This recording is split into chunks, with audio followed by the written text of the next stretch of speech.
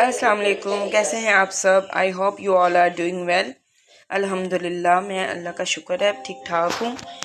तो मैं आपके साथ आज शेयर करने लगी हूँ एक जो है ना वो ग्रीन टी की रेसिपी। ये कावा है। गला जो मेरा बहुत ज़्यादा ख़राब था तो वो कैसे ठीक हुआ, मैंने कैसे जल्दी रिकवर किया। तो अभी मतलब थोड़ा सा है लेकिन मैं डेली इसको यूज़ कर रही हूँ, तो अल्हम्दुलिल्लाह इंशाल्लाह ताला मैं जल्दी ठीक हो जाऊँगी। तो उसके लिए मैं आपको इंग्रेडिएंट्स बता देती हूँ। ये है सफ़ेद ज़ीरा, दालचीनी के 2 टुकड़े और 1 टुकड़ा अदरक, और ये बड़ी इलायची। ये गरम मसाले के अंदर घर में ये चीज़ें मौजूद होती हैं, हर किसी के किचन में मौजूद होती हैं। इसको हमने 1.5 कप पानी के अंदर बनाना है। ये मैंने पानी बॉयल होना रख दिया है। इसमें ये सारी चीज़ें मैंने ऐड कर देनी है। ये सारी चीज़ें इसमें ऐड कर देंगे और इसको बॉयल होने के लिए रख देंगे। इसको एटलीस्ट इतना पकाना है हमने कि ये मतलब 1 कप से थोड़ा कम रह जाए, 1/2 कप रह जाए।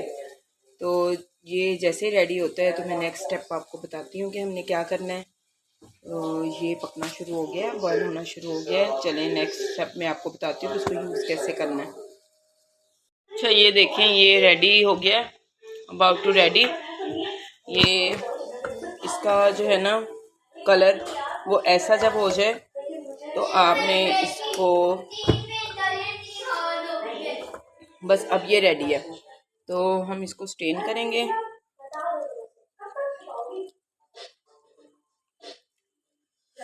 मुझे ये बहुत पसंद है तो इसलिए मैंने जो ना थोड़ा ज़्यादा क्वांटिटी में बनाया। मैं डे में 2 टाइम इसको यूज़ कर रही हूँ। ये रेडी हो गया। इसका कलर कुछ ऐसा है।